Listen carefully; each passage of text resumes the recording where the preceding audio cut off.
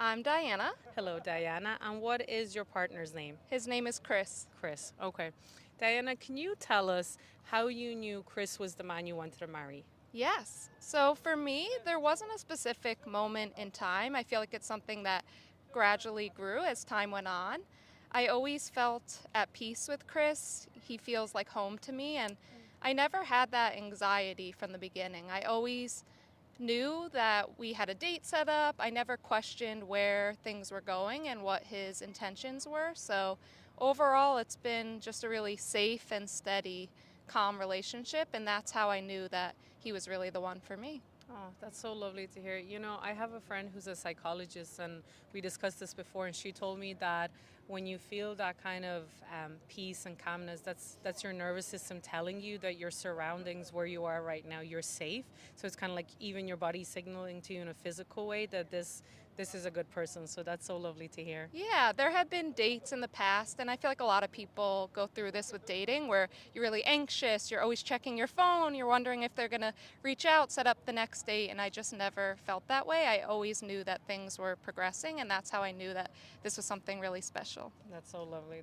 That's so lovely to hear because I think for people that are maybe still looking for the one, like myself, it gives us hope and it makes it. I think it's a nice reminder that you know what, it's worth waiting for that kind of peace and calm. That's so lovely to hear. Can you share with us what is the meet cute? How did you meet Chris? Yeah, so we met on Hinge, tale as old as time. I feel like that's very common these days, but there's a little bit of a backstory behind it. So I actually lived in Manhattan for 10 years and then was ready to start a new chapter. So moved over to beautiful Hudson on this side of the river. And the first day I moved in, my mom and I went out to eat in Hoboken, and she randomly said to me, I feel like you're going to meet your husband here. So Just got shortly, chills. Oh my god, I just got chills. shortly after that, we matched on Hinge right when I moved to Hoboken. And after that, we set up our first date.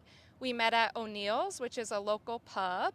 And when I walked up to the restaurant, he was waiting outside. It was, I think, November 30th. And I just felt calm. I don't know. I wasn't nervous. And I feel like I had been nervous for dates in the past. So we hit it off. We both got burgers, a few Stellas, and then we had so much fun that we actually set up our second date, which was the next day.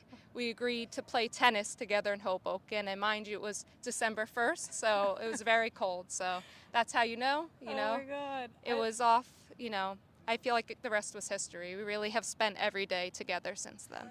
That's so lovely. Can I ask, do you think that your mom saying that I think you're gonna meet your husband there, do you think that maybe like triggers something in your mind, kind of a little bit of like a self-fulfilling prophecy or something like that, or maybe you started manifesting it? Do you think that has something to do with it? Like it kind of opened your mind to that possibility? Yeah, I think it was manifestation at play. I believe in manifestation. So I think by her saying it, putting out there in the universe, I think it did help.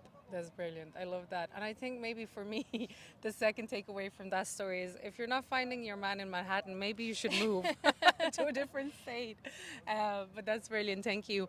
My third question for you today is, do you have a tradition of how you celebrate your anniversary with Chris, or do you do something different every year? Yeah, so we've been together 3 years, and we actually go back to O'Neill's, the Irish pub that we had our first date at.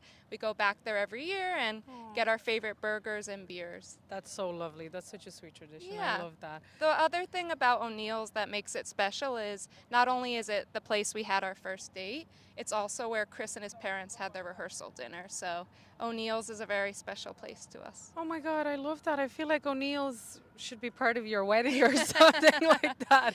Oh my God, that's so sweet. That's really nice to hear. And how special. It almost feels like a bit of a full circle moment with his parents. Yeah. Oh, that's so lovely. Okay, another question for you. Do you have a song that reminds you of Chris? Yeah, we do. So it's actually going to be our wedding song, our first dance when we get married in a few months. It's Steven Sanchez, Until I Found You. Some people may not know it, but a lot of people know it as Grange Ritchie's song that she actually hired him to sing it when she came down the aisle at her wedding. That's so lovely. Yeah. That's so nice. Wow, I can't wait to give it a listen. I definitely probably know it, You but would right know now, it. yeah, It has, exactly. I like it because it has a nice theme. I mean, it's a very simple song, but the message is really feeling like you're in the darkness until you find the right person. And Chris has brought so much light to my life. So That's so it's a lovely. special song. That's so sweet. Thank you so much for sharing. Okay, last question for you, Diana. Bonus question. Why are we interviewing here specifically? Why did you choose this spot? Yes. So Chris and I are actually getting married right behind us here in Weehawken, New Jersey. We're really excited. It's a beautiful view of the skyline, and that's something I was looking for when I was looking for a venue. And we live nearby in Hoboken, so yeah. I love that. That's perfect. Diana, I wish you and Chris a lifetime of happiness together. Thank you so much for sharing your story with us. Thank you. Thank you.